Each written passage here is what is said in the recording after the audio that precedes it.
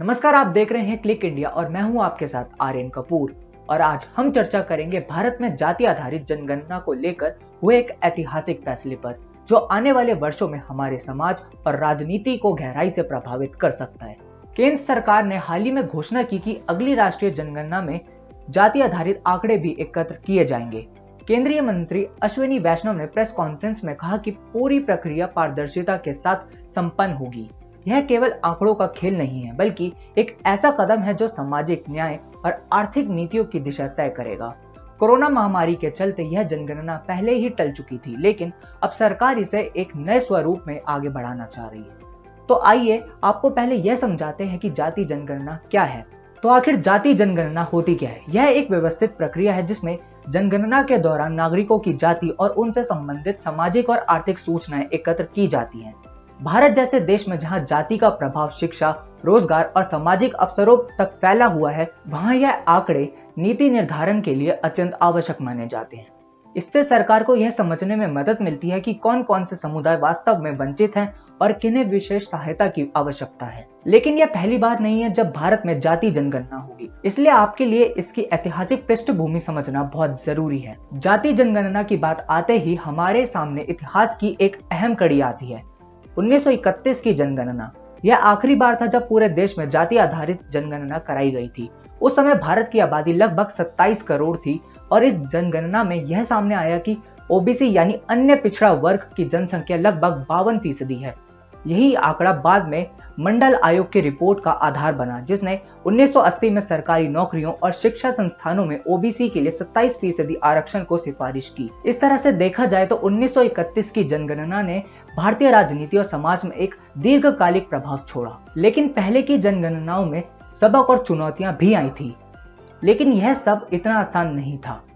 1881 की जनगणना में केवल उन्हीं जातियों को गिना गया जिनकी आबादी 1 लाख से अधिक थी। 1901 में काउंट एच.एस. रिस्ले के नेतृत्व में जातियों को वन व्यवस्था के आधार पर श्रेणीबद्ध किया गया, जिससे कई जातियों में असंतोष फैला। अनेक जातियां अपनी सामाजिक स्थिति को ऊपर दिखाने के लिए संघर्ष करने लगी। इस पूरी प्रक्रिया ने यह साबित किया कि जाति केवल सामाजिक पहचान नहीं है, बल्कि राजनीतिक ताकत भी है। अब आपके मन में बड़ा सवाल यह खड़ा हो रहा होगा कि जब भारत आजाद हुआ तो नेहरू सरकार ने जाति आधारित जनगणना को कराना बंद क्यों किया? उनका मानना था कि जाति पर जोर देना राष्ट्रीय एकता को कमजोर कर सकता है। साथ ही भारत में जातियों और उपजातियों की अत्यधिक विविधता इसे प्रशासनिक रूप से भी जटिल बना देती थी। उन दिनों की सोच यह थी कि जाति आधारित पहचान को धीरे धीरे कमजोर कर एक मजबूत भारतीय पहचान को प्रोत्साहित किया जाए। लेकिन आज के समय में इसके क्या मायने हैं, यह भी जानना आपके लिए बहुत जरूरी है। वर्तमान समय में जाति जनगणना की आवश्यकता फिर से महसूस की जा रही है। सामाजिक असमानताओं और आर्थिक विषमताओं ने यह दिखा दिया कि जाति का प्रभाव आज भी हमारे समाज में गहराई से मौजूद है। बिहार और तेलंगाना जैसे राज्यों ने अपनी जातिगत सर्वेक्षण कर यह साबित कर दिया कि ऐसे आंकड़े नीतियों को अधिक प्रभावित बनाने में मददगार होते हैं। जाति जनगणना से आरक्षण नीतियों को और अधिक सटीक बनाया जा सकता है, सामाजिक न्याय के लक्ष्यों को साधा जा सकता है और राजनीतिक प्रतिनिधित्व को संतुलित किया जा सकता है। हालांकि इस पूरी प्रक्रिया में अनेक चुनौतियां भी हैं। भारत में हजारों जातियों और उपजातियों को सही तरीके से वर्गीकृत करना आसान नहीं है। इसके अलावा कुछ विशेषज्ञों का मानना है कि जाति जनगणना समाज में जातिवाद को और अधिक गहरा कर सकती है और सामाजिक दूरी को बढ़ा सकती है। 2011 में हुई सामाजिक, आर्थिक और जाति जनगणना का अनुभव भी ऐसा रहा, जिसमें एकत्र किए गए आंकड़ों को सही तरह से उपयोग नहीं किया गया।